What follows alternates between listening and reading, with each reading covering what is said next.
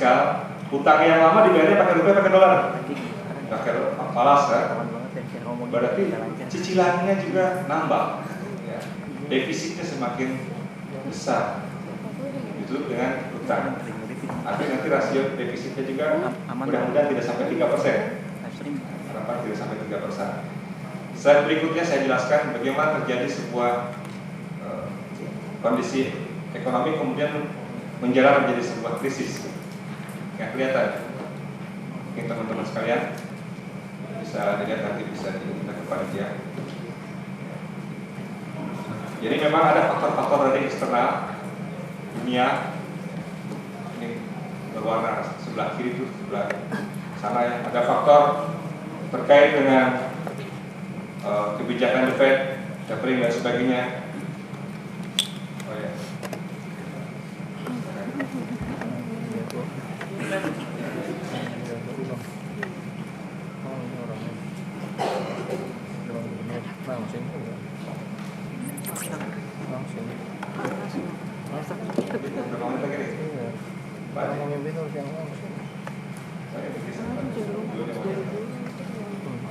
Lanjut ya sini ya.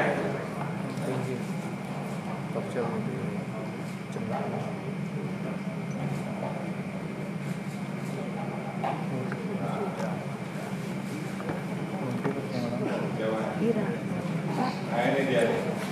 Ini adalah faktor-faktor eksternal. Ya, dua. Kemudian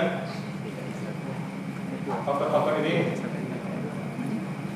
sudah terjadi menyebabkan ada terjadinya capital outflow kita.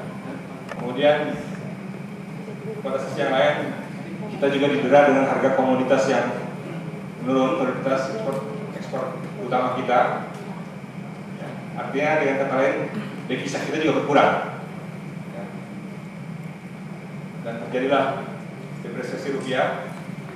Depresiasi rupiah ini menyebabkan adanya risiko gagal bayar beberapa perusahaan, yang terutama yang perusahaan-perusahaan yang pinjaman dalam currency, dalam pinjaman luar negeri, pinjaman dalam currency atau asing, ya, cukup besar dan lebih dari 60% itu tidak di hedge, jadi hedge.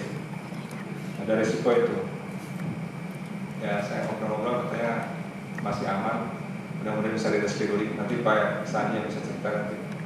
Dan menjeritkan sekarang ya, mereka dapat insentif ketika suku bunganya rendah dibandingkan pas pakai rupiah mengambil di dalam negeri, tapi ketika dia tidak di hedge dia punya risiko ya yang cukup besar, dan dampaknya sekarang sudah terjadi perlambatan dalam sektor real dan daya beli masyarakat itu jelas sudah menurun.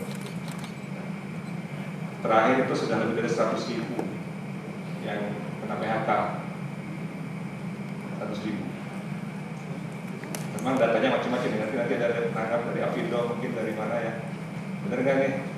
Makanya pemerintah harus bisa, kalau perlu berikan insentif fiskal bagi perusahaan-perusahaan yang sebetulnya bisa yang melakukan PHK, tapi kita dorong untuk terus berproduksi untuk tidak PHK, kita kasih insentif fiskal, harusnya begitu. Itu kemudian langsung saja. Terlalu banyak ya kita. Bagaimana sekarang solusi jangka pendek dan jangka panjang untuk mencegah pelemahan daya beli?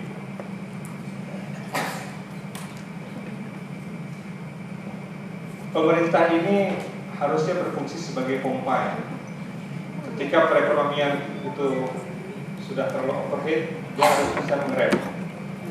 Ketika sedang mengalami slow down sekarang ini perlambatan, pemerintah harusnya mendorong spendingnya harus diperbesar. Tapi sayang sekali, secara politik kita sudah bersupport, bahkan menarik ya. Ketika dalam diskusi di komisi di Banggar sudah tidak terlihat lagi mana yang partai pendukung pemerintah dengan mana yang partai apa?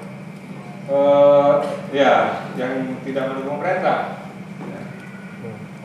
Misalnya terkait dengan asumsi-asumsi. Justru yang kita mengingatkan terkait dengan ini benar nggak sih bisa dicapai dengan pajak sekian, benar nggak asumsi sekian itu kita gitu, yang tidak ada di pemerintahan. Tapi nggak apa-apa, yang penting demi NKRI ya, setuju tidak?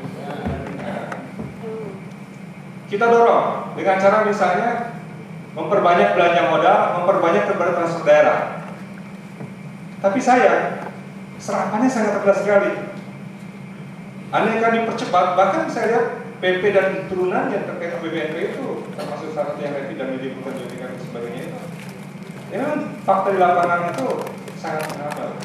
Serapan saya nggak yakin apakah bisa terserap. Sampai sekarang aja kurang lebih sekitar 50 triliun sampai 50 triliun lebih ya. 50 triliun itu sudah dipastikan tidak terserap. 50 triliun itu luar biasa untuk menggerakkan perekonomian. Kalau benar-benar terserap di daerah. Kita juga sedang berpikir jangan-jangan nanti di dalam ya untuk memberikan keleluasaan serapan anggaran bisa jadi ada carry over. Yang secara undang-undang keuangan negara tidak ada istilah carry over. Harus 31 Desember kakak selesai. Tapi kan undang-undang bisa direvisi dalam undang-undang. Kita bisa memasukkan dalam undang-undang APBN 2016 kalau kesepakatan politik yang terjadi bahwa untuk penyerapan APBNP 2015 bisa di carry over sampai 3 bulan misalnya di 2016 untuk meningkatkan serapan dan mendorong maju pertumbuhan. Ini ada beberapa yang solusi jangka pendek ya, termasuk di dalam belanja APBN harus ada ekspansi fiskal. Kemudian ada reformasi struktural, tentu ini ada jangka panjang ya.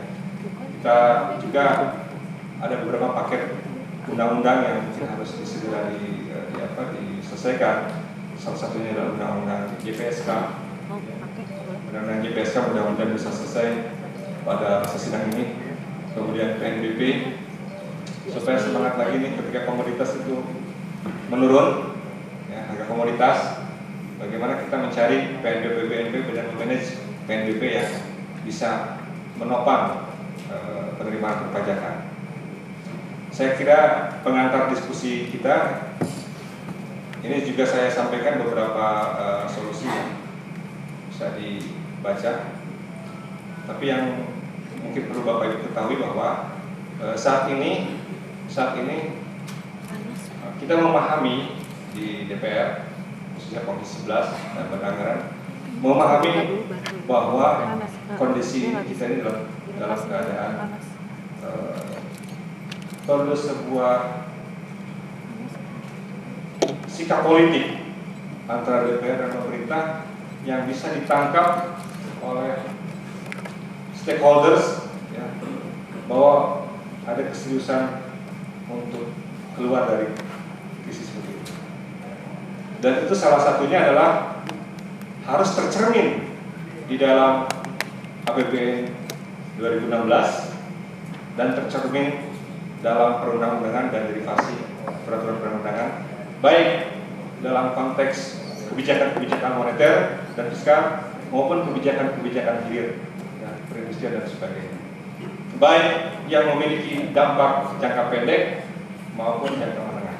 Kalau jangka panjang nggak bisa menyelamatkan kelamaan. Ya. Saya kira pengantar saya demikian diskusi. Saya kembalikan kepada moderator. Assalamualaikum warahmatullahi wabarakatuh.